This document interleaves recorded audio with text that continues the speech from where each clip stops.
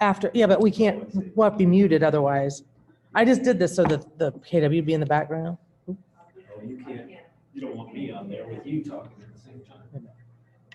I think there's gonna be too much echo with sound on. I can't get muted. Here we go.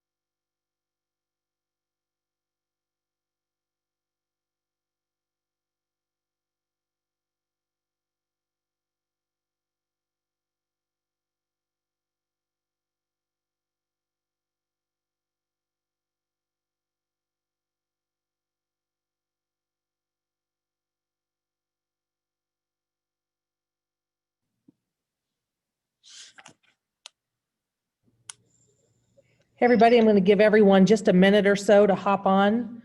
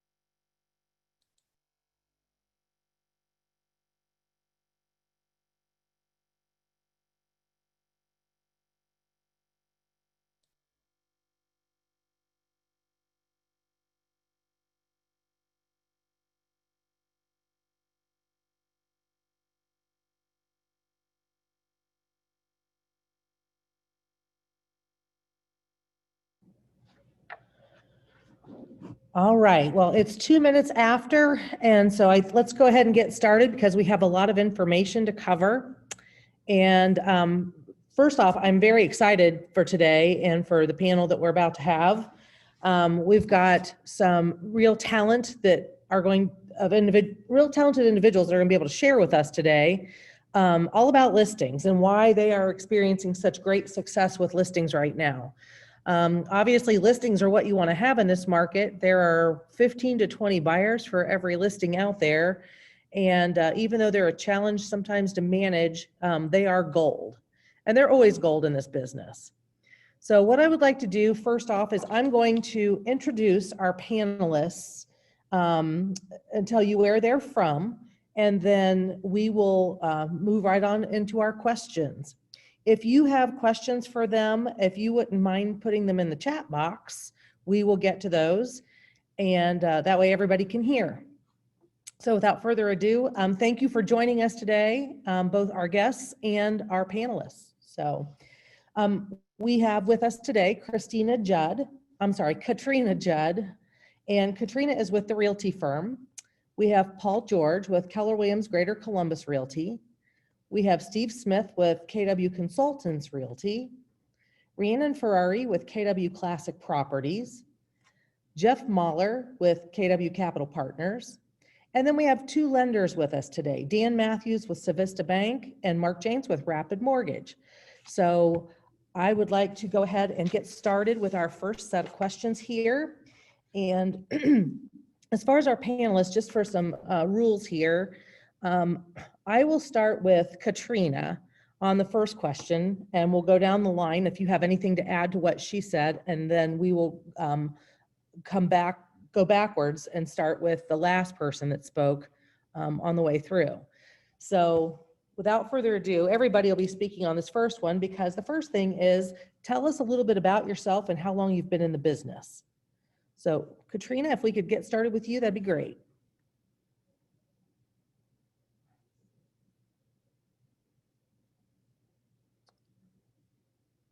Uh-oh.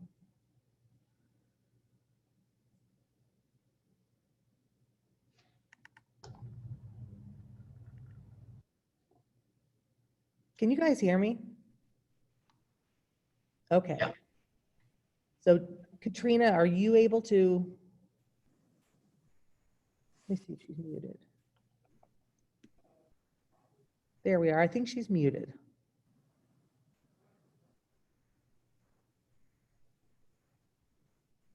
Talking, Dale.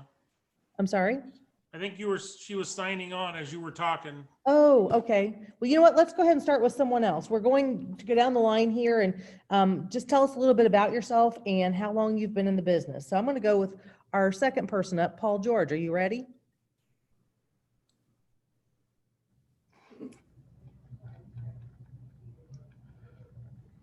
All right. You know what? If it's like my day, I had technical difficulties this morning on a CE class I was doing, so I understand.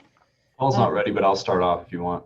I would love that. Thank you. Excellent. I'm Jeff Mueller. I'm an individual agent. I've been in the business 15 years. Very good, Jeff. Brianna, your turn. Tag. Hi, Rhiannon Ferrari with Keller Williams Classic Properties in UA. I have been licensed since 2009, so 11 years. All right. How about Steve Smith? Steve Smith with Keller Williams Consultants Realty. I have 2 satellite offices, one in Shawnee Hills, one in Plain City. Been licensed since 2004, many moons ago. All right. Katrina. We can't hear you, Katrina. Hold on. Can you hear me now? Now I can hear you. Okay. I'm Katrina Judd. I am a licensed agent with the Realty firm, and I've been licensed since 2006. Very good. Paul George. Yeah, I finally got on. Just tell how you've been in the business. Just Paul Jordan, licensed for starting, well, since 1991, starting my 30th year, my 29 years I've been in. Wow. Congrats. So as you can see, we've Scary. got people from all gambits as far as how long they've been in the business as far as real estate goes. How about our lender friends? Dan Matthews. I have been lending since 2001, a couple various banks, but in mortgage since 2001. Good. Mark James. Hi, I'm Mark James, one of the owners of Rapid Mortgage. I have been in this crazy game for 26 years now. Very good. So as you can see, we've got all varying numbers of years of being in the business and experience here. So I'm going to start with our listing agents first here. How many listings do you usually carry? Now, I know this is kind of a loaded question because it might be different now compared to what we used to call normal and then the new normal. So let's talk about today's market. How many listings are you typically carrying? Steve, let's go with you. Typically, we're probably running about 8 to 10 listings right now. Half of those probably being land. They sell pretty much as fast as you get them. In a normal year, probably 18 would be more normal for our group. So. All right. How about somebody else in our group here? How about Paul? Pretty much the same. I don't even know how many active listings we have. I got my in contract folder stepped up, but I think I have 1 or 2 active listings. And the rest of them, just like you say, you go into contract as quickly as they come on. So, but typically around 10 this time of year, if I'm lucky. And then, probably 15 to 20 during a balanced market. Okay, Rhiannon. Our goal is 25 listings at a time. I think right now we have like 18 or 19, but we've held pretty strong at close to 25 most of the year. Very good. We're going to get into how many people are doing your listings for each of you guys here in a second too. So that's great. Big number. Great. Jeff. I typically hold about 15 at one given time. I try to hit about a 5 to 7 listing appointment spell every week in terms of how many appointments I'm going on monthly. In order to do that, I usually try to have at least 15 to 20 in reserve with exclusives, just not on open market, so that I can keep a pace and the fluency going. Okay, we'll come back to that exclusive. All right, Katrina. So I'm balanced about 50-50 with buyers and sellers, and my goal is to get 2 or 3 listings per month. But again, having some that are going to be coming soon, excuse me, but I try and do at least 1 listing appointment every week just to make sure I can maintain those numbers that I'm looking for. Great. The next question is, I want you guys to spend some time telling us about your individual business and what are your 3 best listing sources? Where do listings come from? Not the stork. Let's start this time out with Katrina. Sure. So most of my listings, I'd say, are from my personal sphere or referrals. I'm at a point, thankfully, within my career that I get a lot of business that way. But also we do internet advertising with Zillow and other big sites. And then I also do a decent amount of corporate relocation. So I get some of my listings that way as well. Don't do a whole lot of like marketing, mailing and things like that, but it's something that I'm working on and to kind of broaden my horizons, if you will. Okay. Thank you. Jeff, how about you? I've got a certain database of people I call my VIPs that will give me at least 3 to 5 referrals on a monthly basis. And with that being said, I usually will get at least at 3 on an exclusive or on a buyer contract. Usually those are people in professions that have connections is really what falls within how you classify a VIP. For example, my accountant that I personally refer clients to, we kind of have a reciprocal relationship where he gets a certain amount of referrals from me on a yearly basis. And just based off of doing taxes and with the extensions and things along those lines, he's referred me a total of 17 deals this year. Because most of the time when you're having those type of consultations and doing taxes, people are talking about potentially big moves or where he works with big corporations like developers. I've gotten about 3 this year of different developers that are doing investments, flipping, whatever the case may be. So those are kind of my solid clients. Kind of going off of the investor pool, I've got about 12 right now that currently do consecutive flipping. With that being said, they will do a bare minimum of 5 projects a year with me, up to my highest one that's about 20 deals a year with me. And then my number one right now, that was my primary focus, is my farming, is where I get a bulk of my business. I'd like to try not to rely on my sphere of influence as much. Obviously, repeat business is great, but you can't necessarily get a large production volume off of that just based off the average years people are staying in their homes. Okay, very good. Rhiannon. For us, I would say our number one source of listing leads on our team are from our past clients in Sphere for sure. Number 2 after that is probably our professional sphere. So a combination of builder reps, title people that I know, networking through lenders, that kind of stuff. So we're pretty lucky in the fact that we get a lot of that business back that we've been referring to them for so many years. And then third, I can touch on it when we talk about farming, but I don't really farm, but our third biggest source is kind of a farm. It's just an area that we've sold a lot in. And so that's kind of like taken off and just like snowballed. So you are the agent of that neighborhood. Yeah, exactly. I've never actually sent mailers, so I don't consider it a traditional farm. We farm in other ways, but yeah, like I've had it's Pinnacle in Grove City. We've had the market share there for like going on 5 years. Great. Steve, how about you?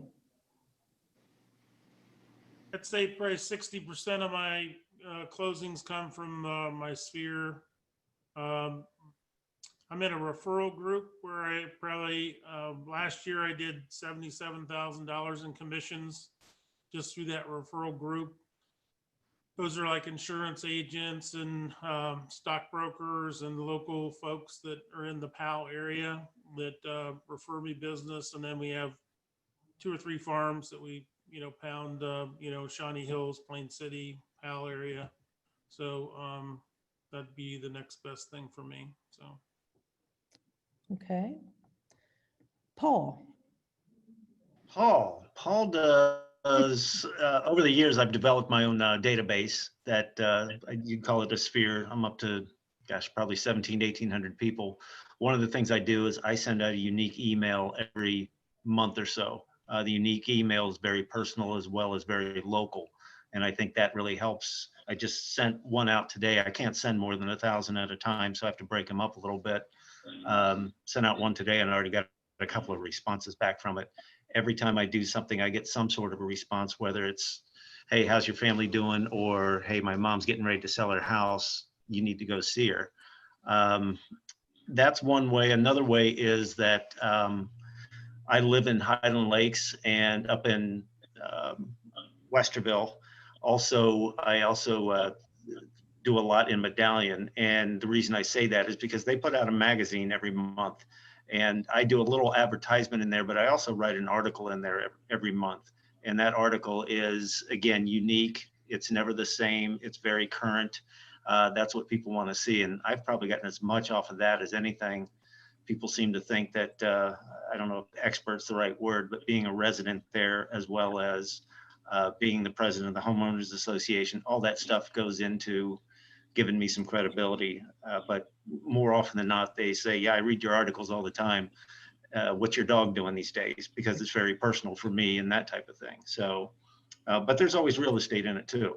So the one I just wrote just went through the statistics for the first 6 months of this year. But it's always a very personal story of somebody that has done something within the neighborhood, and there's always a connection there that way. That's as much as anything. Well, and they say perception is reality. And just to kind of touch on what Rhiannon said and Paul said, it sounds as though you are in areas where the perception is reality in certain neighborhoods that you are owning. So, so that's great. I'm going to throw you guys a curveball that wasn't on my list of questions, but are any of you doing client events as part of your lead generation? And if so, just speak up. We do. Traditionally, we do actually a couple large events a year, like 2 to 3. This year it's been tough because obviously with COVID, we haven't really done any in-person things. We got pretty creative at the beginning of the year and did what do I call it? Like porch photos, COVID porch photos. We had hired a photographer to go out. We had over 100 families participate. That was a big success.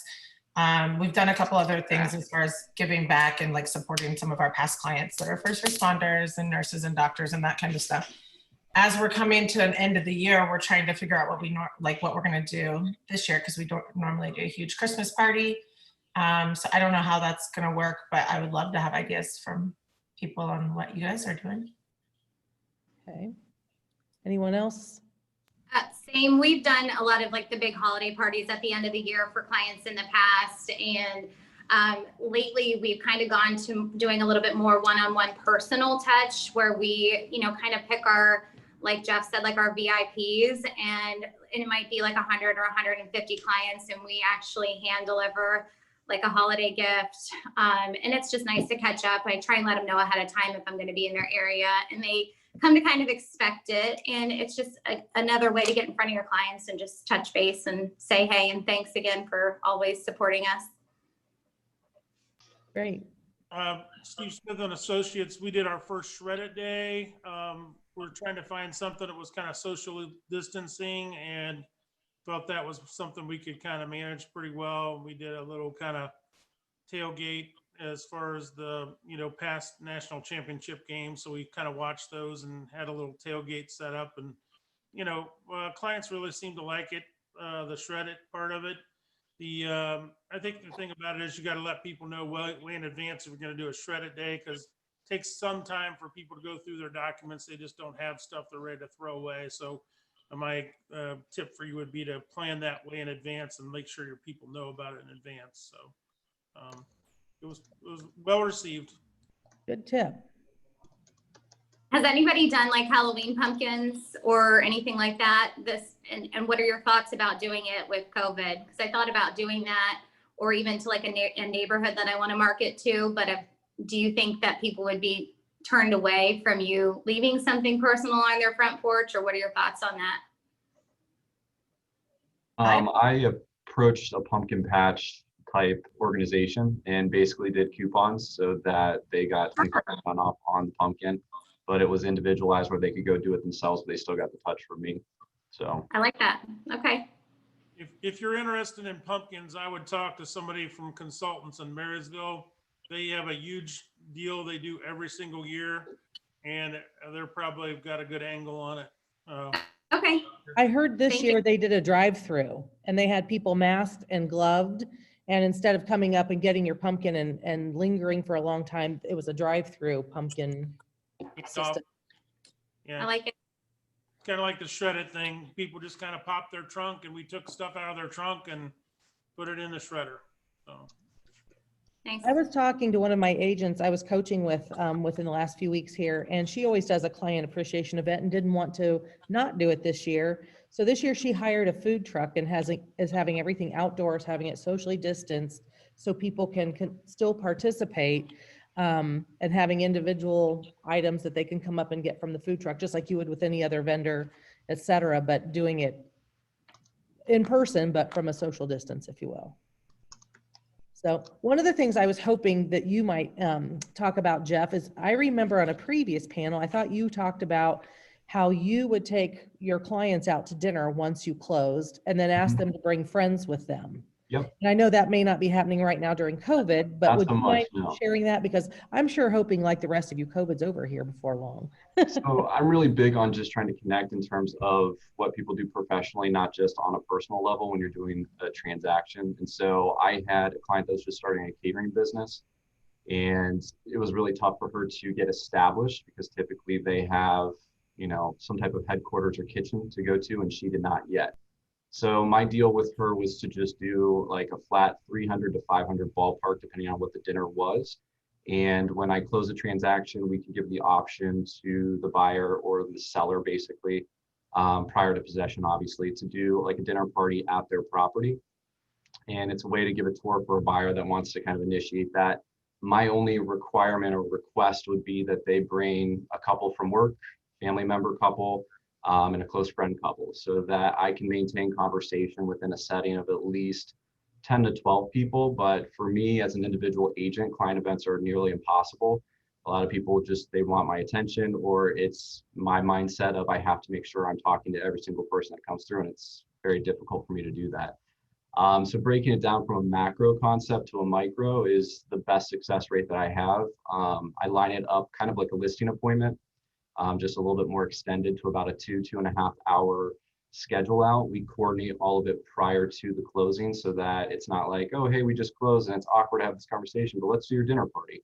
So everything I do is systematic in that approach. And with that being said, last year I received a total of 37 transactions just off of that particular venture that I did with all my closings. So it's a great way for me, as I like to at least add 100 contacts, which seems minor maybe to some, maybe not to others, but 100 new contacts a year to my database. And if nothing else, I'm getting those contacts. They're meeting me personally, and we're developing the relationship, even if they're not looking to buy or sell at that immediate time. One more question I have around this same topic before we move on is, have any of you adapted to using Zoom or some kind of social platform in order to have group client events or anything like that? Nope. We did a fundraiser for KW Cares and did a bingo Zoom, and there were probably 40 or 50 people on that. We raised over $1,000 for KW Cares. So, you know, I'm using some Zoom just to meet with clients. People are more comfortable with a little bit of that, but the bingo was well received. Nice. Very good. Okay, we've kind of touched on the farms already. Those of you that are farming neighborhoods, do you want to share what you're doing? Actually, before I do that, do our lender friends have anything to add to sources for listings, things that you might see from your venture point in our real estate community? This is Mark Jans. I'll jump in. So yeah, so the couple things that we've been seeing is, obviously COVID's put a damper on some of the open house activity, but that was kind of one of the ways that a lot of agents were using the, Mojo dialer system. There's Vulcan, there's lots of things out there, but really promoting and circling back around their open houses, around their sold listings, around their, coming soon listings, and really just blanketing the neighborhood, using some kind of power dialer system. That's working still really well right now because people are working from home and answering the phone. So we've been seeing a lot of success with that. Great. Dan? Yep. So generally we'll utilize our partners within the bank, the commercial lenders, the private bankers, and with whatever connections that they have. I mean, it's just another arm, another touch of people that we don't necessarily run into if they're not refinancing or anything on their personal side. They touch them several times during a business transaction, and amazingly, sometimes things come up that they want to build a home or whatever it may be. Great. All right. So as far as the farms go, those of you that are farming neighborhoods, are there any particular tools that you're using that you're seeing a great success rate with? I can go. So I don't know if a farm, I've always assumed like a farm is something that you mailed to. So I've never mailed, so I'll preface it with that. But so the area that we own the market share there, it basically started because I lived there, and then there was a lot of new build activity at the time. And so I sold a ton of new builds there. But now, I mean, the way I keep up with that farm is I own a Facebook page for the neighborhood, or like I run a Facebook page for the neighborhood. And so that's a big plus. And then I get invited like every single week. I feel like I get invited to like a golf outing or to sponsor a baseball team or whatever. So I say yes to 100% of that. I went to more like Tupperware parties and jewelry parties than I've ever wanted to go to. But it's like literally like half of my time in Pinnacle. So if I'm invited to something in that neighborhood, whether it's a past client, a friend, like somebody I sold a house to, their neighbors, 100% of the time I always say yes and I go. And it's really paid off for me in the long run. So I think just keeping up those relationships, and like Jeff kind of has like the idea of meeting people that you don't know and adding people to your database, whether they want to buy or sell at the time, has been huge for me for my farm. And then we just like follow up with that Facebook page. And then I'll share one tool that I use that I absolutely love. And so when I'm at these events, if I can get somebody's email, or if it comes up like, what do you do? Oh, I'm in real estate. And if I can get someone's email, like that is a win to me. And so we use a system called Homebeat, and it's through Cloud CMA. And it is like the easiest thing ever. My assistant puts in somebody's email. Obviously we find out their address. You can put in their address. And then you can set up to send them monthly, quarterly, once a year, twice a year, like an automated like home value. It shows them everything that's sold in their neighborhood. And it's just an awesome tool. And then obviously on the back end, you can see who's viewing it, how many times they've looked at it. So we use that as a huge tool, like as a value, like, hey, we'll put you on the search where you'll see automatically what your house is worth every couple of months. And people love it. I've had multiple people call me and be like, you set Kaylee up on that thing. Can you put me on it? And we're like, yeah. And it's very inexpensive and it's very quick and it's just automatic. So I use that as much as I can in Pinnacle. Anybody else? I farm like Shawnee Hills, definitely involved in community, so everybody knows my name in Shawnee Hills. The biggest problem I run into these days is a lot of agents are giving away all their commission, trying to compete in those areas. So, it's been tougher than ever to try to hang on to your 6%, if you will. But, and then on farms, up and down both sides of the river, because that's high traffic. Everybody sees your signs, like this guy's everywhere, because they're going up and down the river roads and seeing your sign. So, when you get a sign out there, it definitely gets exposure. So. Anyone else have to add? I know, Paul, you mentioned your articles that you put in the neighborhood magazines and so forth. Is there anything else unique? Well, one of the things I'm ordering right now actually is garage sale signs with my name at the very bottom of it. But it's one of those things where it's probably a little late in the season, but once you do it, you do it. But the best part about that is you just let everybody know you have them. They can borrow them for free. So again, it's not necessarily the signs themselves, but that certainly helps. But it's more of, oh yeah, he's still pretty established in this neighborhood. Go to him for everything. I'm kind of that go-to person there now, and I've established that. Now I got to keep enhancing it. So that's what I do. One of the things. And that's a great way to look at it too, that even once you're established, what can you do to not only continue to do it, but one up it? That's a great point. Anybody else have anything from our group here? Are any of you in the game? I'm sorry, did somebody say something? Are any of you in a position right now where you are purchasing leads? And if so, what are you using? Is it working? Are you getting the return on your investment with that? I can speak on that.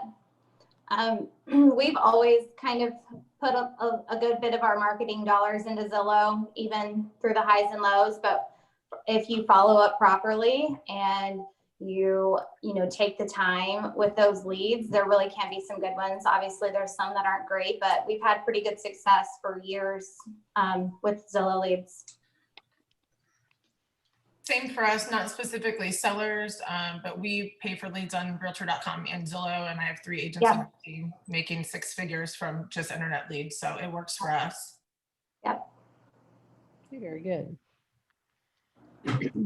Okay, this is kind of geared toward our affiliates, but how can our affiliates, our lenders, our title people, home warranty people, how can they assist with getting listings? What kinds of things are you seeing or getting from them? And of course, I want our lenders to chime in here too, because there might be things that we aren't using yet. So whoever wants to go first, please step up. You want us to go as lenders? Sure, go ahead, Mark. Okay. So, obviously, as far as, helping agents get listings, I mean, really the only thing that we do is our business development people help them use the Mojo Power Dial and really, just try to create some, listing activity that way. Obviously, the other things that we're looking at, I think one of your topics maybe later would be talking about, bridge loans and how those are utilized. But we make a lot of calls to sellers to kind of help walk them through that process of how they can buy before they sell, because a lot of times that's why they don't want to list, is they're afraid they're going to be intentionally homeless. They don't know what that process looks like. So we're just spending time talking to sellers that may or may not be our client, but we just help out our agent partners by having those conversations. So we're not necessarily driving listings to them outside of our Mojo system, but we're just helping them convert and overcome some of the financing fears when it comes to getting the listing. Anybody else? I would agree with Mark on that. I literally just last week closed someone who I don't think understood the entire time what the whole idea about the bridge loan was, but was brave enough to kind of follow along and just couldn't believe that he could buy a house without selling his and qualify for both. So I agree that the bridge loan is ideal for this situation. I wonder, is anybody doing marketing for that, specifically toward that? So a lot of people, inventory is the big challenge right now. And is anyone doing marketing geared at people saying, don't worry about being homeless. We've got, a way for you to get around this, or anything along those lines? No, not right now. I got a Okay. question for Mark. On the Mojo dialer and stuff, how are you getting around the do not call, scenario? Is there a protection on Mojo for that? Sure. Yeah, there's a way to actually scrub against the national do not call list. The other thing that we do is we're really, really careful in the scripting that we help agents with, to where it's more of a survey call. So you're only asking two simple yes or no questions, which then obviously everybody has different comfort levels, but we've edited with attorneys and they felt that got around it because you're not really selling, you're not overcoming objections. So as long as you keep it to a survey, that's okay. But you can also scrub it against the do not call if you want to. I'm gonna poll my group and see if anybody's interested in doing that. So if you want to follow up with me in a week or so, Mark. Sure. Thanks, Steve. Thanks. Is anybody doing any target marketing as far as if you have a buyer and they're looking in a certain area and you just can't find anything? Are you calling those homes in that neighborhood and asking, hey, are you looking to sell? I've got a buyer that wants to be in your neighborhood. Anybody doing that? Or maybe letters? Well, I've certainly done letters. I got certain people that have to be in certain school districts, a lot of divorced parents or something that has to keep the kid in this certain district. I've actually sent out letters to a condominium complex. It hasn't worked this year, but in years past, it certainly has. And it's kind of led to a couple of different things because then you can build momentum on one sale from another sale. In fact, one of them was, I made the sale and then somebody else said, hey, I'm getting ready to sell mine too. It was a little bit late. It wasn't the ranch style that they wanted, but letters work out fine because it's very, hey, I can save you a lot of hassle without going through the home selling process. This is not a sales pitch. I actually do have a buyer because I'm sure they're getting inundated. I've also got a $2 million buyer that you almost have to write them a note or something. They're the most skeptical right now, but I have gotten a little bit of response back from them. Again, with the idea of not necessarily listing their home because I'd love to sell them. So, but yeah, I'm a big letter writer and stick it in their mailbox and that type of thing. So. Anybody else there? I've tried it in the past. I haven't had any luck. I haven't done it a whole lot. I think sometimes I do letters and postcards, but I've done door knocking too. If you knock on a few doors in a neighborhood, the neighbors seem to rat out their neighbor. I know Joe and Susie are getting ready to sell, and you might have just talked to Joe and Susie and they never said a word, but neighbors know what's going on in their neighborhood. So. Before we go on to the next question, I'm going to go over to the chat for a second, just to make sure everybody sees what's there. I know Rhiannon added that networking, open houses, and social media, and the best part of all of those is that they are free, and that's a great point. We had somebody ask about what does Paul put in his email, and he actually shared that down here. He said he writes about an actual real estate experience with one of his clients. Let's see, before today, my last one was how COVID has made relationships tougher. A lady whose husband walked out on her and she couldn't afford the house anymore. The listing appointment was not a listing appointment. It was just listening to her and emphasizing and helping. So it's about building relationships. We're in a relationship business, that's for sure.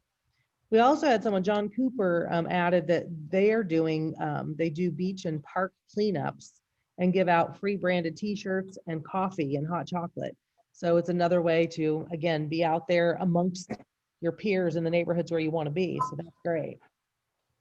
So I just didn't want to miss those points.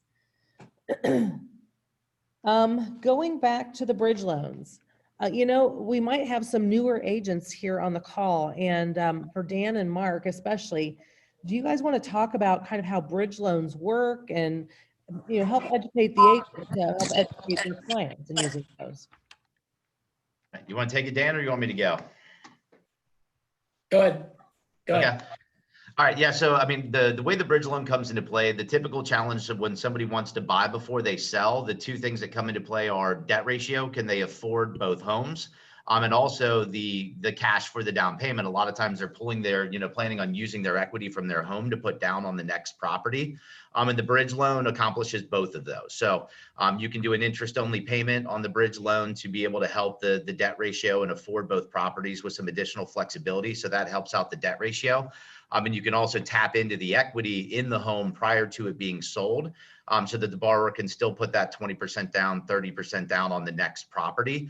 So it allows them to really get into the new home just like they would if they sold, but allows them to write a non-contingent offer and also not be homeless because they sold their home and now they can't find something to buy. So it's just a really valuable tool to allow them to put a strong offer out there and use their equity that they have prior to selling to purchase the new home.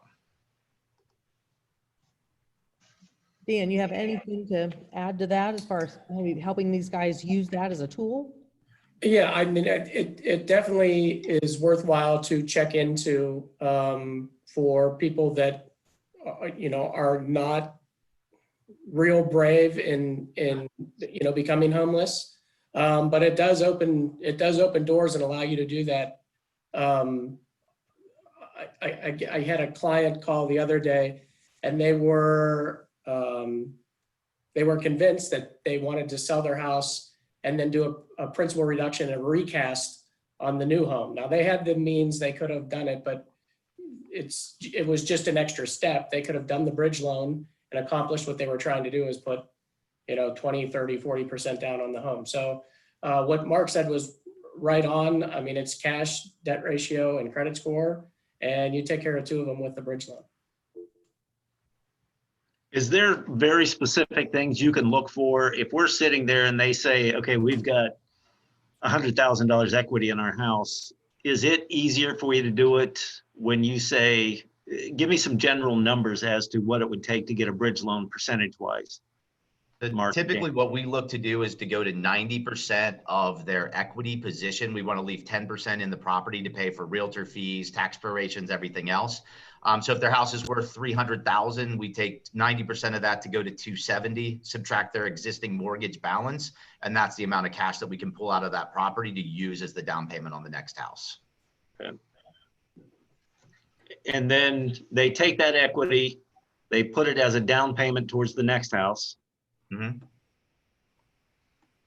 They don't have to worry about other stuff ready. They can just move out when they want to. And then Dan, you talked about recasting a loan, that type of thing. If they wanted to recast and put another chunk down after that, is there a cost to that? Or is every lender different?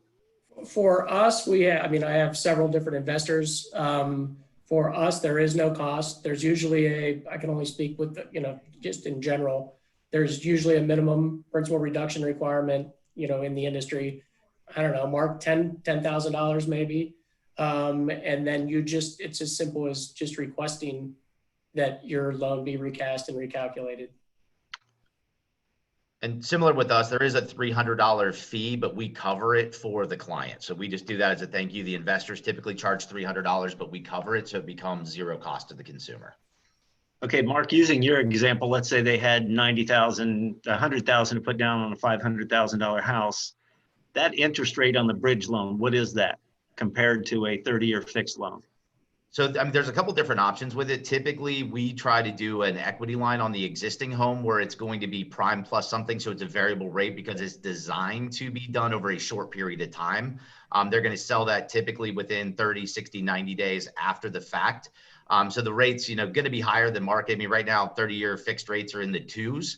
The rate on that's probably going to be closer to 4.5 on the interest only period. But again, that's only on the portion of on their existing equity. The new loan can still be locked in at, 2.75, 30-year fixed.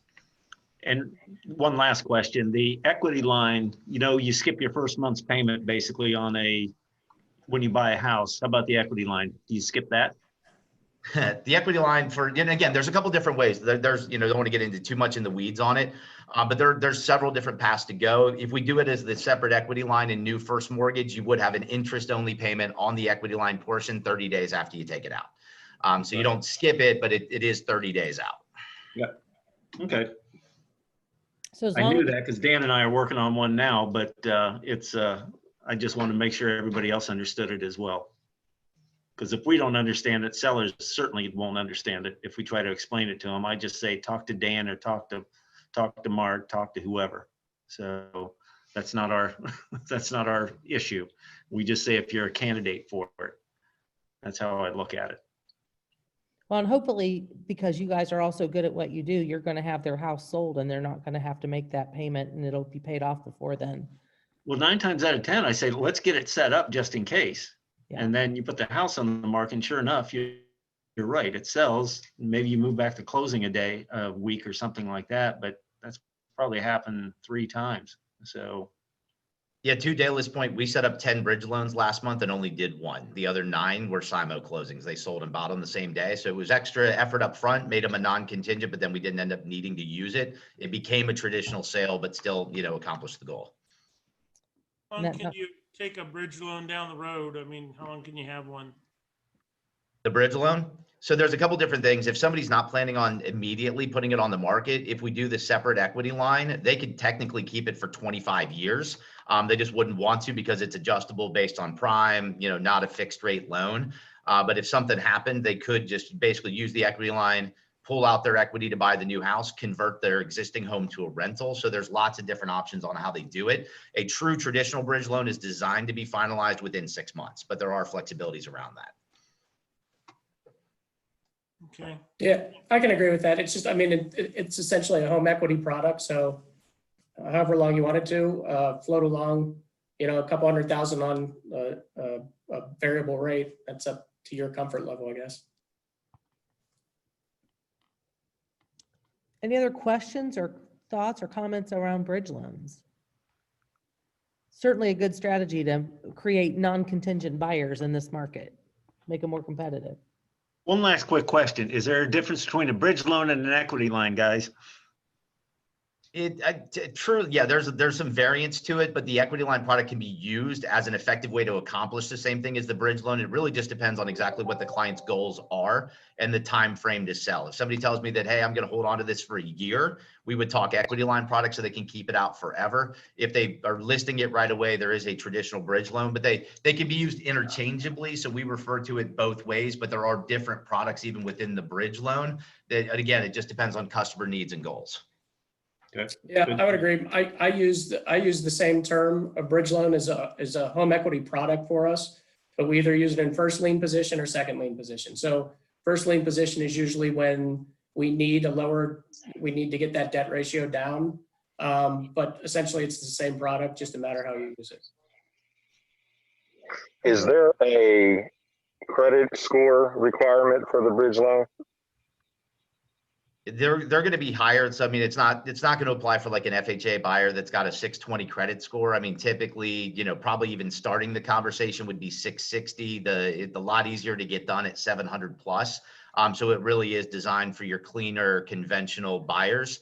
There are people that want to do the bridge, but they've got a 620. And we say, sorry, you're an FHA buyer. We can do the new loan for you, but you're going to have to make a contingent offer. So again, it's not a hard line. 660 starts the conversation. 700 is a no-brainer. Yep, I would agree. 700, the lower your credit score, the less maximum loan to value can go on the bridge loan. So it would reduce from 90 to 85 at 680 or something along those lines. Got it. Thanks. Okay. The next question I have is, this is kind of back to our listers again. Are you guys individuals or do you have a team? And if so, if you do have a team, please describe what your team or your org chart kind of looks like and who lists. Anybody want to go first? I'll go. I probably list 80 to 90% of the listings myself. I try to go on all the listing appointments. The only person on my team that probably would not have my assistance would be Jim Wilkin. He's been around for a while, but I like to make sure we go through our whole listing presentation. And the reason being is when it doesn't go just the way you had planned it, they know all the effort that's going into it. We have a written plan for every house, and I think that's key to make sure that the homeowner knows what you're doing and it also gets you a higher listing commission. If you try to cut corners, I think it costs you money. And each seller should hear, exactly what you're trying to do. So. Steve, you said you have a written plan for each house. Can you elaborate on that? Well, it goes through the, steps that you kind of, get the listing out there in the first 30 days to try to get it sold. So, what we're doing with, the internet, what we're doing with, marketing to top producers in the area, zip flyers, mailings, hard copy flyers that we're putting out around town, mentioning it, meetings, social media, all those things that you do just kind of naturally that they have no clue what you're doing. I mean, there was somewhere I saw, there's like 198 things that, constitute a transaction that a realtor does that the homeowner probably doesn't know, 160 of those things that, are on that list. I would never give a seller that list because they're going to check your boxes off and have you done all these things. But there's a lot of things that go into it that you're making a lot of money for that people don't realize what you're doing. And we try to tell that story, what we are doing. So, so we go in with a written plan every single time. Nice. Thank you. Who wants to go next? Jeff, you want to go? I'm an individual agent, so it's just me, which is pretty great in that respect. I was on a team my first 6 months into the business. I found myself just overproducing and not necessarily it fitting my model. So I've been like that for 14 and a half years now. Rhiannon. I have a team. I have 8 licensed people on my team, including myself. Everyone on my team can list, but anyone that's newer in the business, so I would say probably like 3 or under years, I go on all their listing appointments with them. And we have a full-time licensed assistant that is my personal assistant, and then she helps everyone on the team with in contract to close and like pre-listing. Okay. Katrina.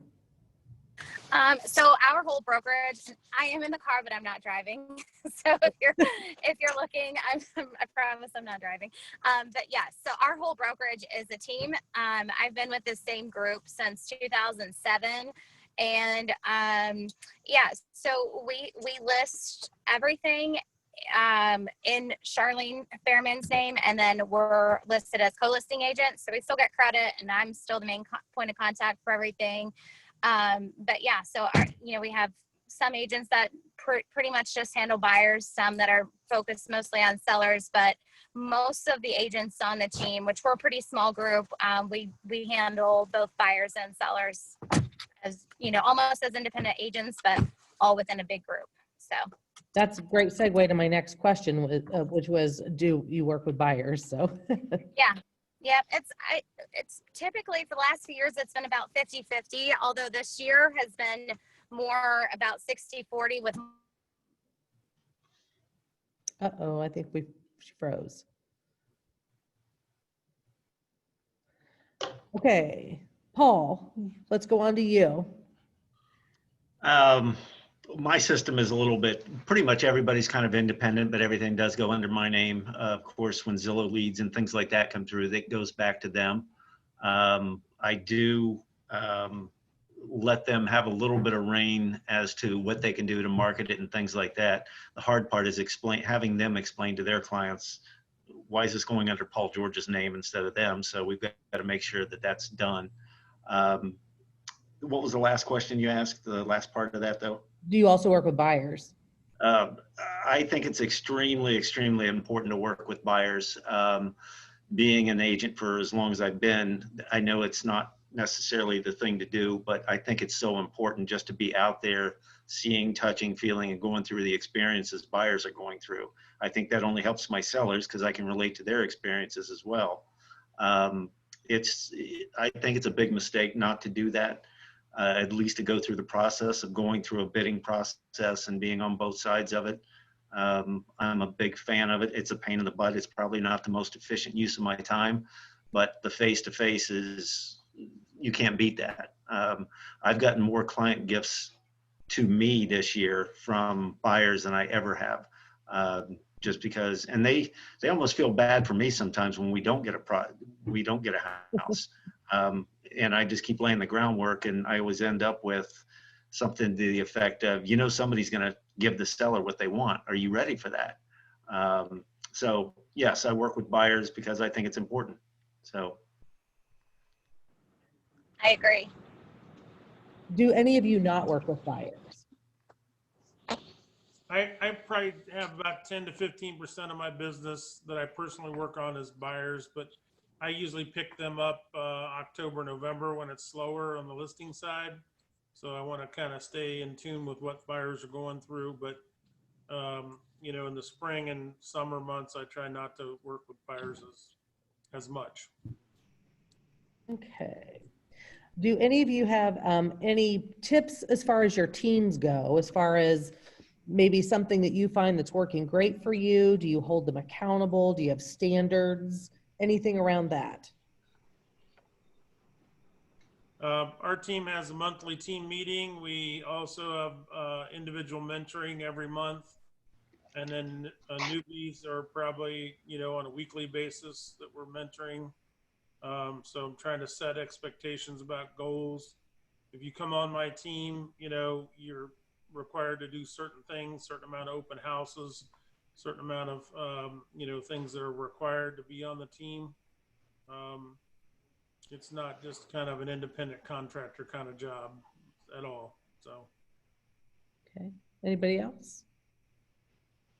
My philosophy is totally different. I was brought up in a family business, and I was one to have to be a self-motivator. So I don't push my team at all, for good or bad. I'm sure they can be a lot more productive if I did, to make them accountable. But I think the only person that they need to be accountable to is themselves. They're not really using a lot of my resources, other than my knowledge. I have everything available to them. We got systems set up to where it takes care of itself. But that's just my philosophy. And I know, again, I probably will not expand because of that, but I don't mind staying under the radar and being efficient and being very cost effective, I guess to say. So that's just mine. What else? I definitely have expectations of my team, and but I do, for the most part, allow them to run their business the way they want to. We come up with team goals at the beginning of the year, and as long as they're on track to do their goals, I don't have certain requirements as far as like open houses or those kinds of things. I meet with everyone on my team one-on-one once a month, and I think that keeps everyone kind of like on track. But I pretty much learned the hard way, like I can't micromanage and control people. So as long as they're meeting their goals and they're doing it in a way that is conducive to our culture, then that tends to work out for us. So. Are any of you using an ISA, an inside sales associate, to make calls for you, to lead generate, et cetera? I am not. No? Okay. I don't think that's a consensus. All right. Is anybody using? Jeff said he is. Oh, I'm sorry. Jeff, didn't you say you are? Yes, I am. I started this year doing that, and it's been part of my farming that I've been doing. So I use a service called agentmailings.com. It's a bifold, glossy, direct mailing piece. It goes out to 5,500 of my farm. I usually do the ink blot method every year around November, December, where I pre-plan and expand out to surrounding communities so I can start to absorb more of a zip code basis rather than just community basis. Within that mailing, I have market value data that usually will trigger getting the contact information. From there, the ISA will call. And typically, if we get more than just information about their house value, it gets transferred over to me. So I make myself, scheduling wise, available while the ISA is making the calls. And from there, I get the warm leads and try and do a conversion of a listing consultation. And that's part of my 5 to 7 plan on a weekly basis to get at least those type of appointments, whether it be buyer consultations or listing appointments as well. So you would say that can you give us an idea of how many appointments it's generating for you? This year I've gone on a total of 46 appointments just from ISA contacts. Wow. And what they usually start out is just a pre-list consultation, but essentially pinpointing purchasing before they go on market. So when I say I like to have at least 10 to 15 exclusives pre-market, they sign a listing agreement with me. We get everything prepped and ready to go, find their place, and then we systematically do it where once we get through appraisal standpoint, which with the lenders that I refer out, I insist that they send out appraisers when we actually go into contract, not holding off until we're done with inspections. That way we're on market by third week and just relying on market and the data that I've provided them with some assurance with it. And if they're financially capable in terms of purchasing before selling, we just boom, boom, boom, systematically get the house listed that way. So we're always prepared. We're not running and gunning like, oh, we found a house, great, we're in contract now, let's get the photographer out there, let's do the prep work and the listing paperwork. None of that is done in a post-purchase contract fashion. It's always all in advance. Great. How about social media? How are you utilizing social media for getting listings and advertising your listings, getting them sold? Anybody jump in? I'll go ahead. We definitely use social media, Instagram and Facebook for all of our listings. We do paid advertising on both. Not only does it help just like create urgency for our sellers, but it definitely is producing buyer leads for my agents. Okay, anybody else? Yeah, we're doing a fair amount of social media. Probably got about 7,000 followers in 3 or 4 different mediums. So, Are any of you doing ads and boosting those ads? very little for me. Yeah, we're probably spending around like probably $500 to $700 a month on boosting ads. And return on investment on those, pretty good? I mean, they're a little bit slower than other like forms like of leads, but I would say this year we're like at least at about 2 to 3 closings a month from that. Good, that's pretty good. I think for us more so we're tracking the branding more so than the actual closings on those, because I think that that's a big thing with social media. But I mean, we have a decent amount in the pipeline from it, but we're contributing about like 2 to 3 deals a month from it. Okay. Anybody else?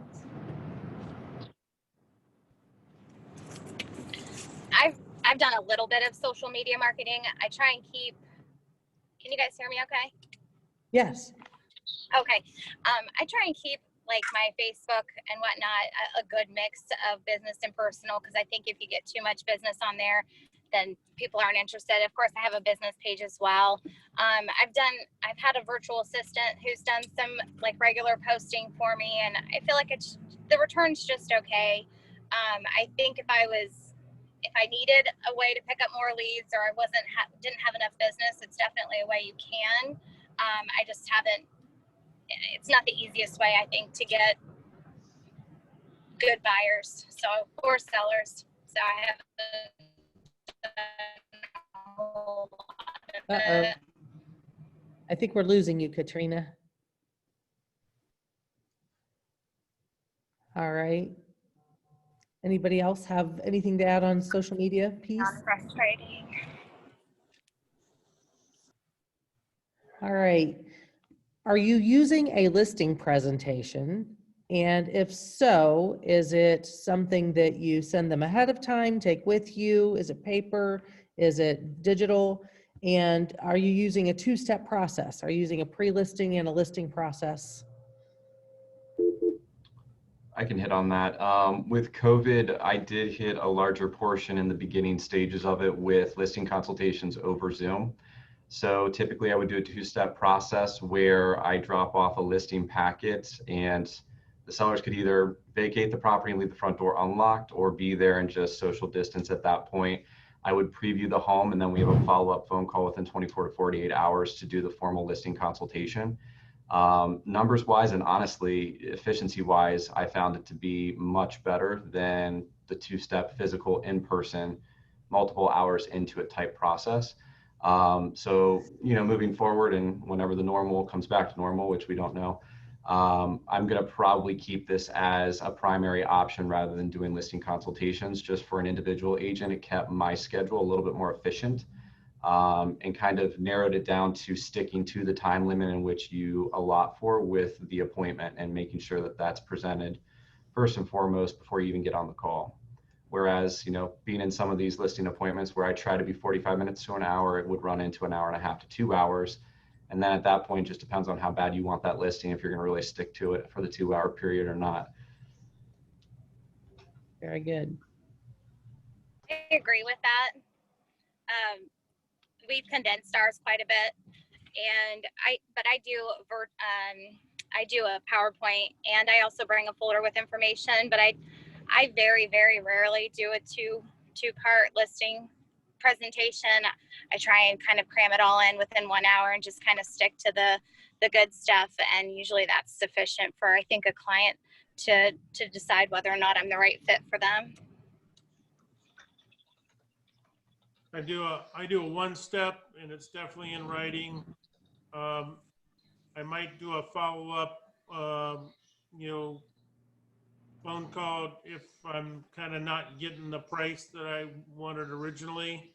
If they think it's worth a lot more, I'm missing something in the house, then I go back and say, I'm going to review numbers and try to reevaluate your price. Usually they think it's worth more than I do sometimes, but it's the market. Anybody else? A lot of times when I go out to our listing appointment, I don't give price at all. I kind of give a ballpark, but a lot of times you don't know what you're walking into. And we do a lot of staging, and I think pricing is something that we kind of save for the very last minute. Once we've got the finished product, then we kind of come together and work together and figure out what the best price is. I think as long as we're kind of in the same ballpark, then we're usually able to come together without any issue. But I very, very rarely discuss like an exact listing price or, set price right at that first appointment. I think honestly, for me to determine whether or not we think this relationship's going to work, and as long as we're kind of on the same page, then it usually all works out pretty well. I'm the same way. I don't give up. I've never given a price at a listing appointment. So I think mine's like overly simple. I have like a very tiny listing packet. It's probably like 6 pages. I do like a very quick CMA. It takes me 5 minutes. And then I go to the appointment. I'm usually in and out within like 30 to 45 minutes. Sometimes I'm stuck there 2 hours, like Jeff said. But for the most part, I try to get out of there in 45 minutes. I do a quick walk through the house, go a little bit over the listing presentation, kind of just get to know them really quickly. And then the second step for me is, okay, if you would like to move forward with our team, then here are the next steps. And that would include a second appointment, which is where they're going to sign the listing agreement. We leave the price blank until we're ready to list, unless it's like really quickly. And then we will walk through the house and tell you everything that you need to do to get it ready. We don't really do staging. I mean, I have a stager, but like it's more so me telling them what they need to do in order to get it ready for photos. And so I've never given somebody a price up front, and I just feel like there's so many advantages to that. I mean, short of somebody wanting to list their house tomorrow and their house is actually ready, I just don't see myself doing that. So the listing presentation for me is like pretty quick. And then the second appointment might be 30, 45 minutes. And that's literally where I'm walking through each room and telling them what they need to do. And sometimes my assistant Steph will go to that now. She's licensed, so she'll go through and do that second appointment for me if need be. Anybody else? I've noticed that in this particular market, I've been competing a little bit more on an elevated level. So while I would like to try to narrow down the appointment structure and stop going back for multiples, typically I always advise the client to provide me with like their top 10 photos of any improvements or upgrades, or to take a short video if they're tech savvy of the house itself. Pending condition, I'm usually able to pinpoint pricing when I do go for the physical appointment at that stage in the game. which has cut the fat in the process, but also been able to kind of execute the relationship in the event that they are continuing to interview other agents. Usually that stops the process and they'll do the exclusive with me at that point. So going in for the execution, that's been helpful to kind of cut to the chase. Okay, anyone else?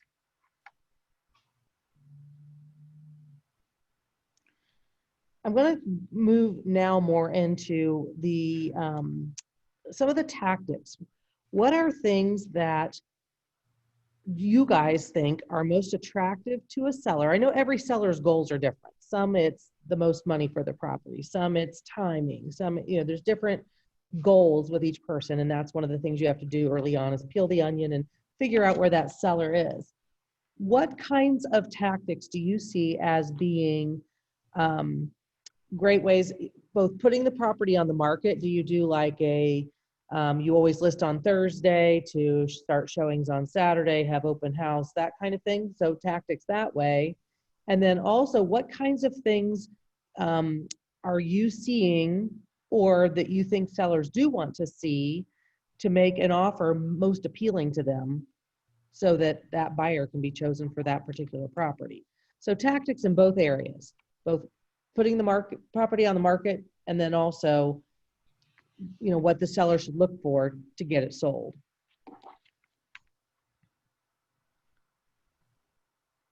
I typically never like to list a property any other days than Monday through Thursday. I feel like people get into their weekend, they're on the company dime, just horsing around, looking on the internet, shopping for houses. And if they decide there's nothing to look at Monday through Thursday, they kind of take off for their last trip to Lake Erie or, you know, go away for the weekend type of thing. And, you know, I definitely like to list in those days. When we're listing a property, we know it's going to be hot. You know, people sometimes call. I always just tell them, you know, we're going to give heavy consideration to these points, you know, no remedies, whatever, you know. So I don't usually lay that out in the remarks section.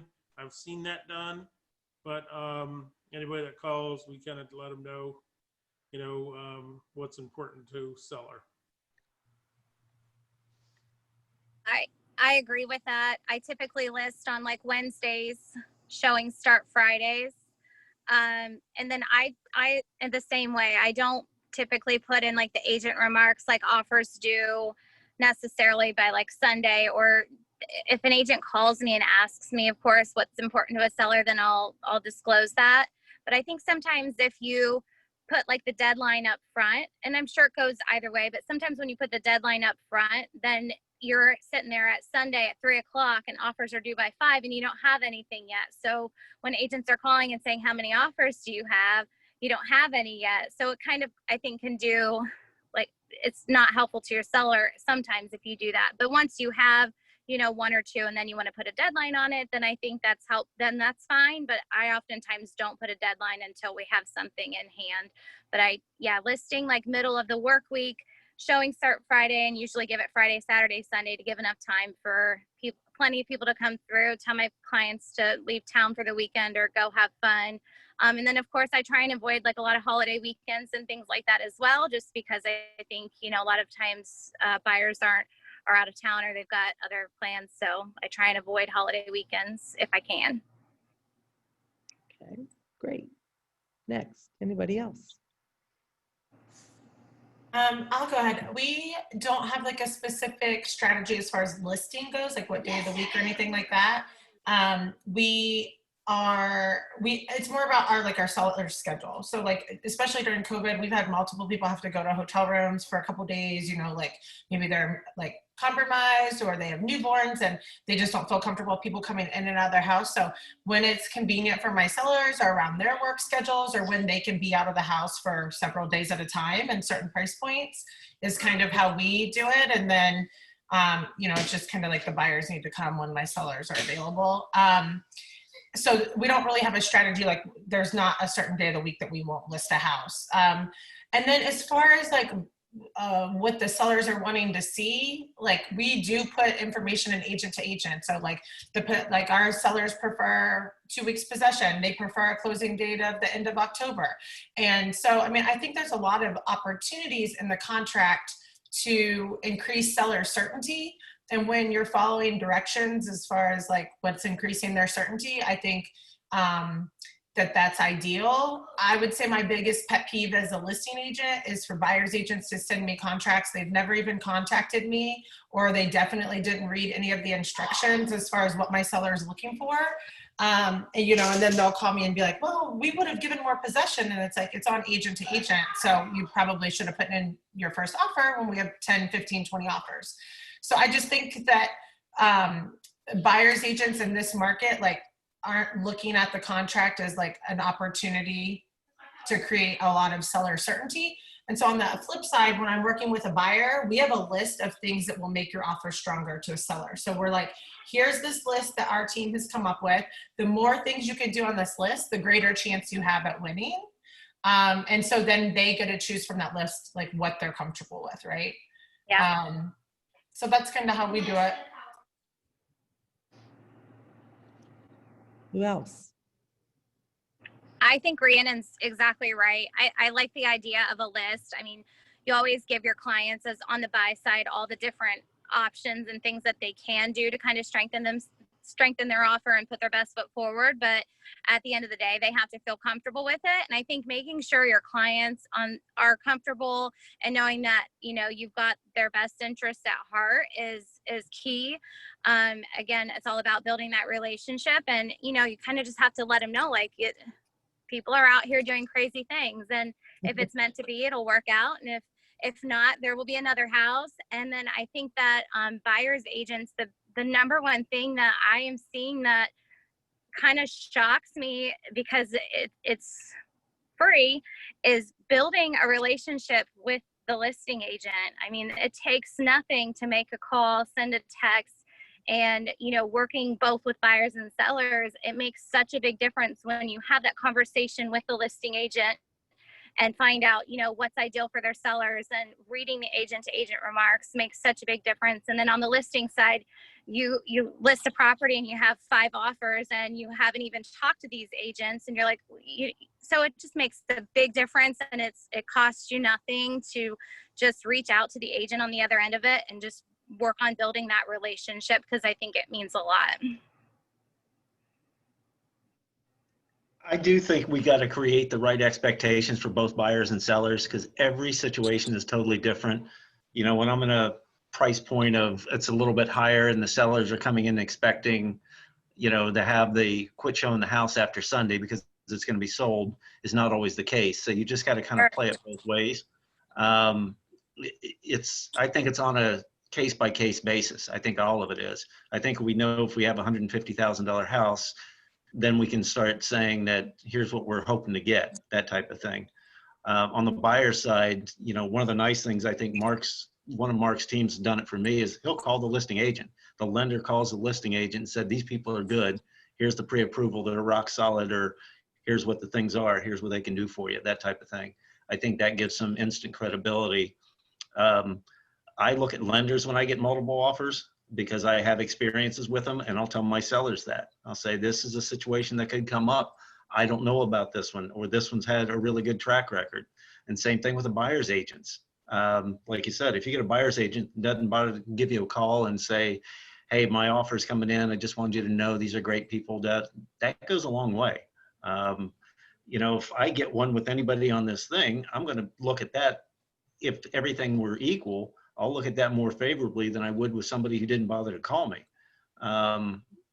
There's just all kinds of subtle things, and I think you got to get a feel for it and see what's important to everybody.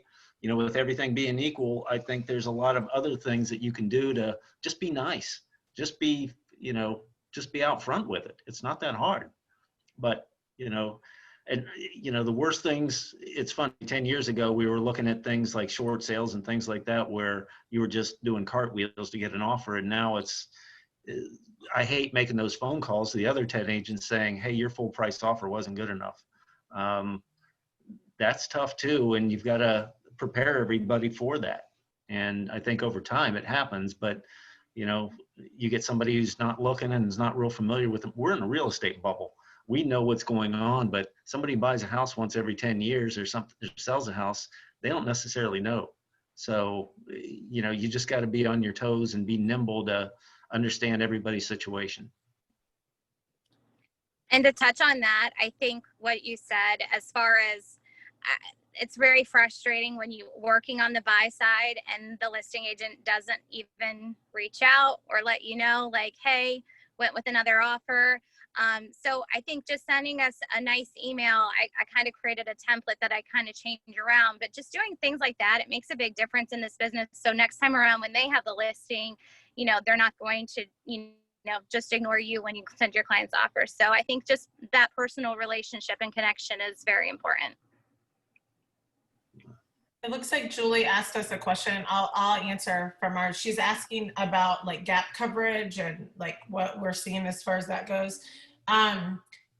Julie, you asked a total gap coverage without a fixed amount. So I think you're saying that they're just putting in, they're willing to pay the difference in appraisal and there's no fixed amount. I personally have never seen that unless it's like a cash deal and they're just waiving the appraisal.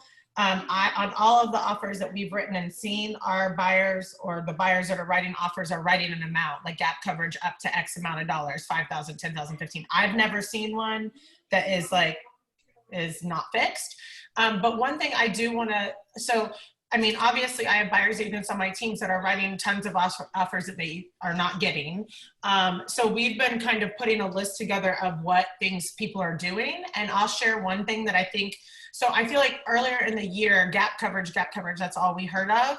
And then it went to now there's like lenders that are running the property address. And then if they don't need an appraisal or the appraisal waiver, that was like the next thing. So if you could get an appraisal waiver on a property, it's even better because then there's not coverage because we don't need it.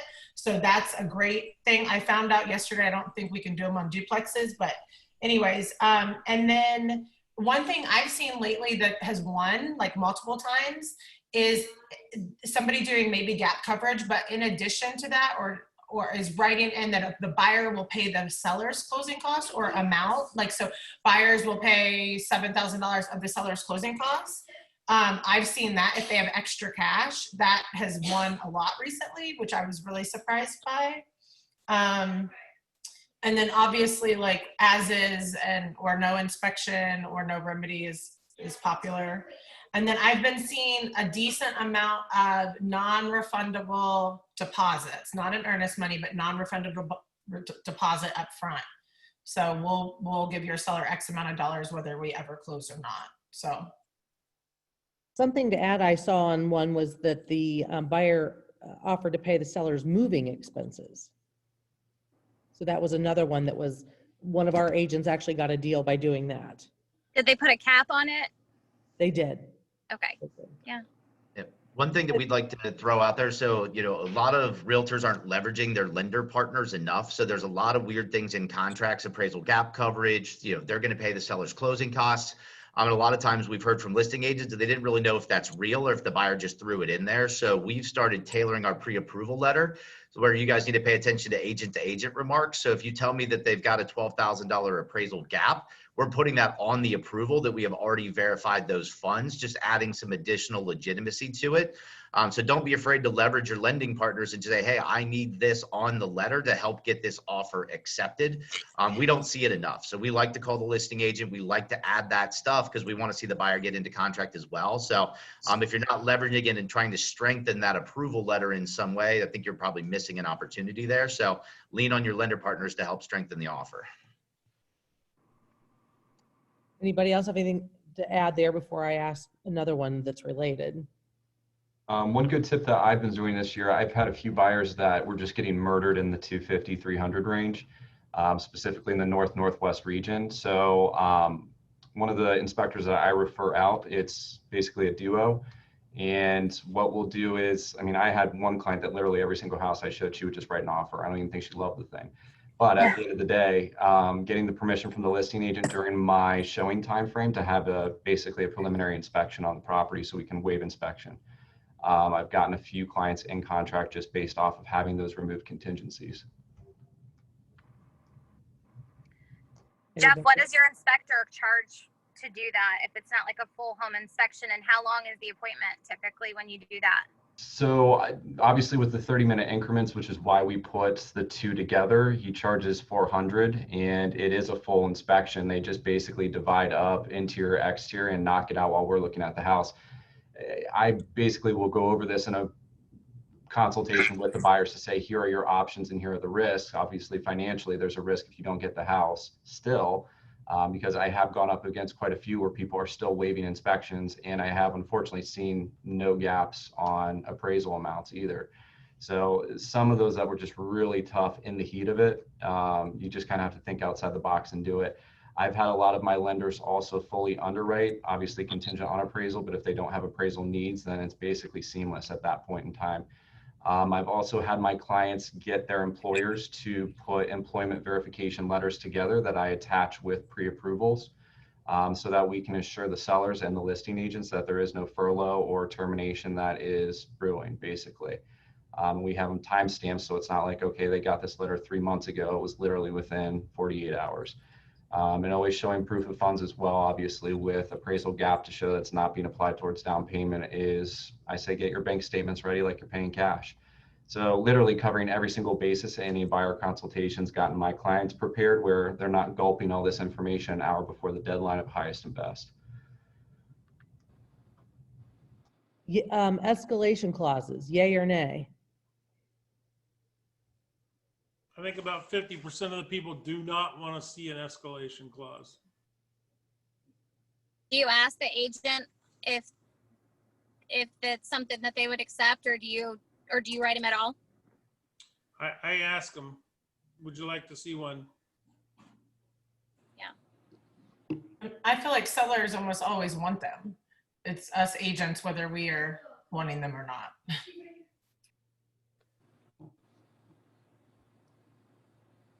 Anybody else have any thoughts on that? I do them sometimes. I think there's a time and a place, and I think it just depends on, what else is going on with the listing, and if I think it's going to make the most sense for my client to do it. But I typically do talk to the other agent as well and ask if it's something that their sellers are willing to see, or if they don't. But usually, yeah, like Rhiannon said, if you get one or two, then it's just going to raise that price up typically significantly more. So I as a listing agent am fine with seeing them personally. I don't mind seeing them either, but when they call me and ask me that question, I say, as long as it's got an appraisal shortfall gap. Sure. Don't go escalation if you're not going to do that. So Yeah. Anything else in there, guys? I was actually on the Brokers Managers yearly education class this morning with Peg Rittenau, our counsel for the state. And something that has come up here that we were talking about a little bit ago was the inspection piece of it and people waiving inspections. Peg's advice today was clearly, if you're representing a buyer, always recommend they get an inspection. They can waive the remedy and say they're not going to ask for anything, but there's such liability if they don't get an inspection. And if they choose not to get an inspection, make sure you get in writing that they have indicated that they don't want to have an inspection done. So that was something that came up during our that class this morning, and I just thought I'd interject that. Any other thoughts about that before I ask my last question? Anything else anybody wants to add? I think I've had one client this year waive inspections, and it was in Clintonville, so not even a newer home. I always recommend it. I just think I don't know. It's too risky. This is a big investment, and I think it's, if somebody wants to come in and waive it and they lose their offer to somebody who's willing to waive it, then it might be back on the market in a week or two anyways. But I just think it's too risky personally, but it's up to them. One thing I do try to offer when I'm trying to get offers accepted is tell the listing agent, would you like me to have my lender give you a call, and talk about the buyer a little bit. I know a lot of lenders say, oh, I can't tell anything about the buyer, rules or laws or whatever, but as a listing agent, when somebody's trying to, have 10 offers, I want to talk to my top 3 and say, hey, Mr. Lender, what can you tell me about the buyer? He's one of 10. And when the guy says, I can't tell you anything, I said, okay, I appreciate that. I'll just make sure your realtor knows you're the reason you didn't get the deal. So, you got to give me something, don't go hardline on me. So you lenders can tell me how an line that is, but that's what I do. So. As a lender, I like it, right? We don't have to disclose credit score, debt ratio, intimate details, but I can absolutely tell the listing agent, we've reviewed all their documents, they're rock stars, they're fully underwritten, ready to go. That's not disclosing any private information. So yeah, I don't think a lender should have an issue just saying, yeah, I've got it. These clients are good to go. I agree. I'll talk to anybody. Very good. I think that sets your offer apart from a lot of different offers that, I usually try to listen to the first word. And when you say rock star, when they say they're golden, those are the kind of things I tell my seller. The guy said he was a rock star as far as credit goes, so I don't know what rock star credit looks like, but it's probably pretty good. So.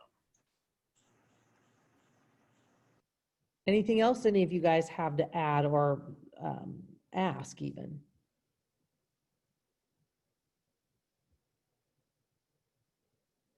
Oh, there's a question in our chat about to the lenders. So what's realistic as far as expectations go of a lender in this crazy market, especially over weekends, crazy hours, that kind of thing?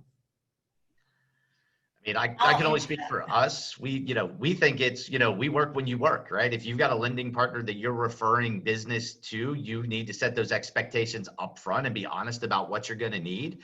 But if there's an offer being written at 8 o'clock on a Saturday night, I feel we're doing a disservice to the buyer and our agent if we're not also available to do that pre-approval letter, make a phone call to the agent, either us or somebody on the team. If you want to work with high-powered agents as a lender, I think you need to be, make sure that you're available when they're doing business. Yep, I agree. Same. If the lender's not answering my call immediately or within a couple minutes, you need a new lender because there's plenty of them that are willing to work the same times we work. So. Anybody else? Go ahead. Nope, I agree. Anything else to add? And I'm going to ask my final question. So when we started out 2020, I wrote on my chalkboard in my office, 2020 is about clear vision. Well, obviously 2020 has ended up being a very unique year in lots of facets. I want to know, to our panelists, all of you, what is your most unique situation you can share with us that's happened this year?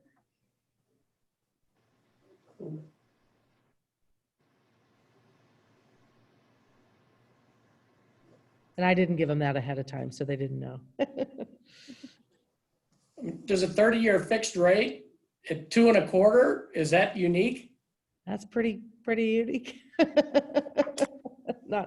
Not right now. I mean, honestly, as far as just, there's been a lot of unique this year because of COVID, just needing to get more creative, right? With the offers that are being written, we've had to scramble with people being furloughed from jobs and switching companies and new, so, it's hard to pinpoint one thing. There's been plenty of curveballs. I've been doing this 26 years. Would have thought I wouldn't see anything new anymore. But there has probably been 15 or 20 new scenarios this year. So it's just been one of those crazy markets, crazy times where you just kind of have to adapt and figure out, how to work with whatever's rolling in. Kind of answer your question. I mean, I had a crazy scenario where COVID had just been announced and introduced and we were in contract. Seller was elderly and just completely flipped out while we just went into contract, did not want anyone in our house, was going to take the house off the market. So what I did was I went on Amazon and I got full hazmat suits for my inspector. And literally my buyer and I, we made a joke of it and got in hazmat suits, continued the transaction. It gave her peace of mind. We looked like an episode of E.T., but it worked and we closed the deal. So, I mean, I think when you're going to the nth degree to get this done and make it a deal, that prevails in the end. And I also got 2 referrals off of that. And they all said, when are we getting our hazmat suits? So I might have a branding thing coming soon. Oh, you have your known uniform, right? That's exactly it.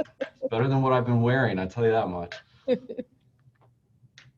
Well, I think what's been unique this year is you have to really get a pulse on what your clients' feelings are.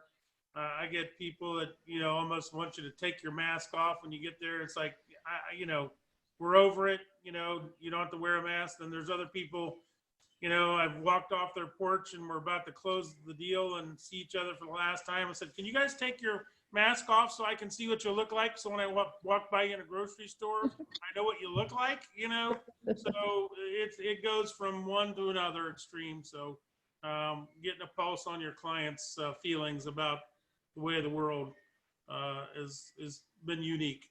So good for us to get a pulse on things. And how about the closings in the parking lots? I guess that's a weird one. That's definitely been different too. Yep. How about you, Rhiannon? You have a unique one? Well, I don't think so. I mean, I can remember May or March, April when we were all like, oh my gosh, what's going to happen? Can we work? And then it's been our busiest year. So it's been a blessing for sure. And I'm grateful for that. But I can't think of anything that's been crazy other than what everyone's already said. How about you, Paul? Yeah, it's pretty much the same as everybody else. I keep telling everybody I think it was, I didn't have a closing in May. Nobody in my team did or anything like that. And I can't ever remember that happening, but needless to say, it's more than made up for that in the last, since then. And I'm probably on a record pace this year. I don't look at numbers, but I know I've capped already. So that's always a good thing. So That is a good thing. How about you, Dan? Anything funky, unique? We've had closings in parking lots. We've had people not want tables. This actually is pre-COVID, but Paul and I had an interesting one where the buyer had actually lost his job the day of contract and didn't let anybody know until we were doing the verification of employment the week before closing. So you want to talk about a scramble. I mean, we had to get non-occupant co-borrowers and everything, but that was a first for me where somebody actually did not have the job that we collected pay stubs on and W-2s and everything else. details. Yeah. So, anybody else have anything to add before we close out here? Well, let's see. I see something in the chat.